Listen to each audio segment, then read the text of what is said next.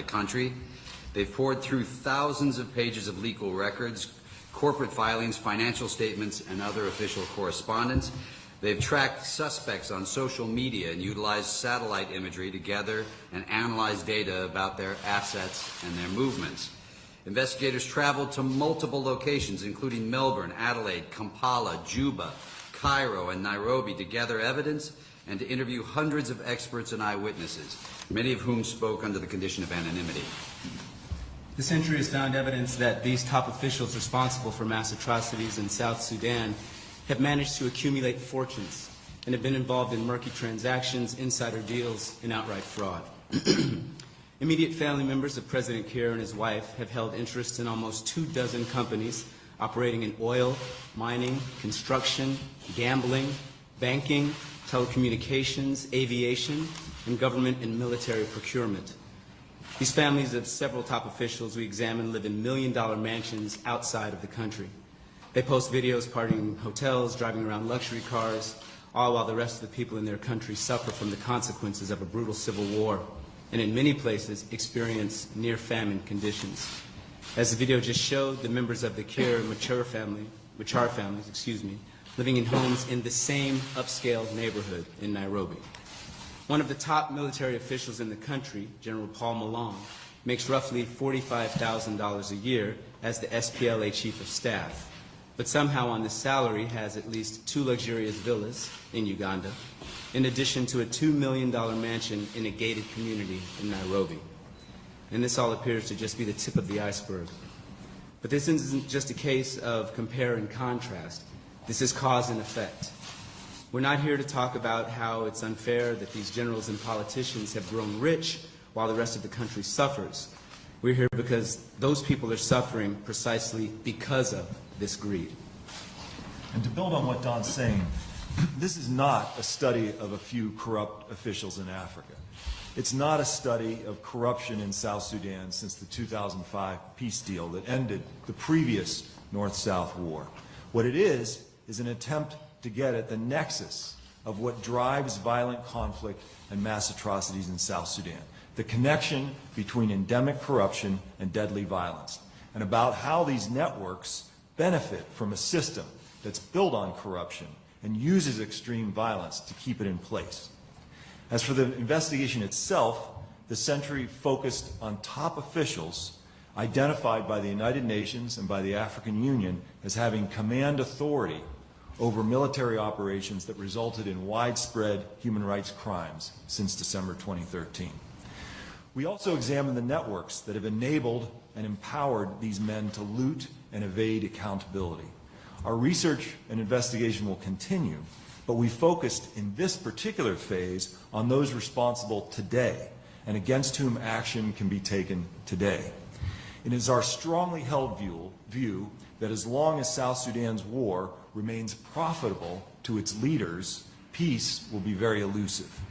The status quo of violent conflict is good for a certain kind of business, the illicit kind. The basic pillars of the war economy, therefore, must be addressed. And the financial supply chains that fuel conflict need to be disrupted. American and European taxpayers have contributed billions of dollars and euros for humanitarian and peacekeeping and governance assistance over the last few years, with little focus on the core driver of the devastation. Unless those links between conflict and corruption are confronted, peace will remain a distant dream for South Sudan. It's important also to mention that our investigators found that these top officials in South Sudan could not continue to loot and kill without the help of international facilitators. Now, we're talking about international bankers, businessmen, companies, arms brokers, real estate agents, and lawyers who, knowingly or not, facilitate these activities. South Sudanese officials partner with big multinational companies, use international banks to move their money, and park their assets abroad. We found hard evidence of foreign companies having made direct payments to the personal bank accounts of high-ranking Sudanese generals. Whether they know it or not, companies that make payments to those responsible for looting and killing in South Sudan, play a part in facilitating the violent kleptocracy. The banks that process the transactions also play a role, whether they are aware of it or not. Banks have facilitated the apparent diversion of significant sums of money that should have been used to benefit some of the poorest people in the world. And today, and through the work the Century will continue to do, these companies and banks can no longer say they didn't know. So now we're going to turn to three of our Century investigators to take us a little deeper into the way these illicit financial flows work in South Sudan. We have Brian Adeba, right to George's right. We have J.R. Maley to Brian's right, and Deborah LaPrevat to my left. And you have their very impressive biographies, so we want to get right into this. Go ahead, Brian. Thank you.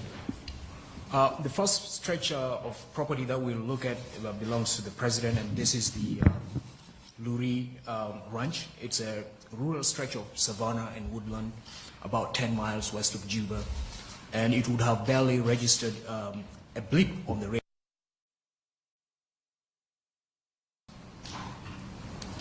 Until early 2013, we're now looking at the vice president, Riek Machar. Some of Machar's family lived in an elegant villa in a gated community within a neighborhood called Runda on the outskirts of Nairobi.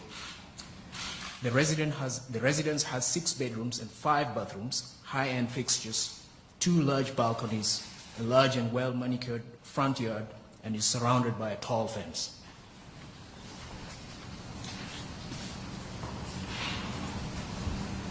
Although their stay at Runda ended, the Machar family appears to maintain a residence in another upscale neighborhood in Nairobi. Members of Machar's family, who social media postings and eyewitness accounts indicate were living in the villa in Runda, posted photos on social media claiming that they had moved into a home in Lavington, the same part of the city where the Kir family lives.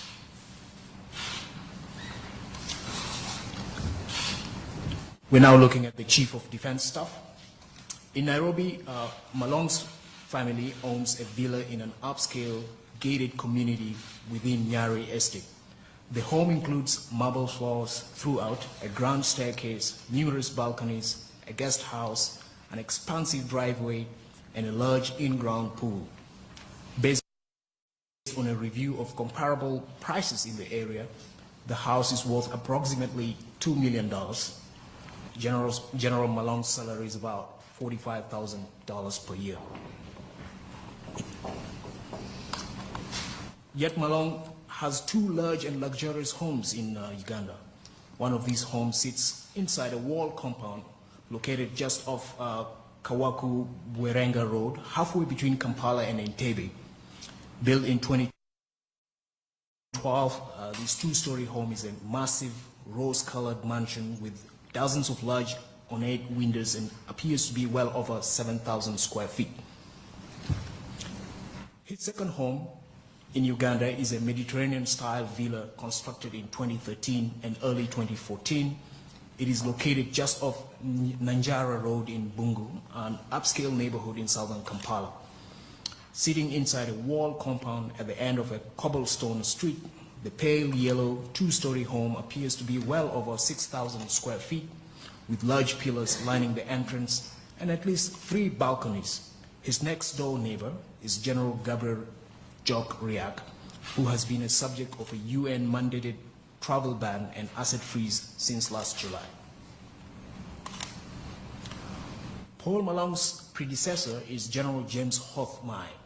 He has not been involved in the violence that is currently gripping South Sudan. Instead, he has been residing in a $1.3 million mansion in Australia. The home is described by the realty company that sold it as perfecting the balance between serenity and glamour. The home boasts 4 bedrooms, a top-of-the-line kitchen, a 2-tiered home theater, a sauna, an infinity pool. Being the country's top general shouldn't be the surest way to wealth. Thank you. So how does one afford to live in a multi-million-dollar mansion on a salary of $40,000 or $60,000 a year? The registration filings for a company called Combined Holding Limited provide one clue. A 25% shareholder in this company is someone with the surname Keir Meyerdeep. The filings are accompanied by a copy of this person's passport. Now, we're not going to show the face of the person who owns this 25% stake because it's a 12-year-old child. However, as the passport indicates, this is the 12-year-old son of the president. He lists son of the president as his occupation. He's not alone. This appears to be a pretty popular line of work for the president's sons. 3 other company filings we found also list President Keir's children as son of president for their occupation. Now, not only is this a popular occupation amongst President Keir's children, but it appears to be quite a lucrative one as well. We found that at least 7 of President Keir's children hold stakes in companies across a wide range of business sectors in South Sudan. We're talking about oil companies, mining companies, banks, telecommunications, gambling. Virtually every profitable economic sector in South Sudan, President Keir's family has an interest. We found documents that show that teenage children and adolescent children of the president have held stakes in holding companies and banks.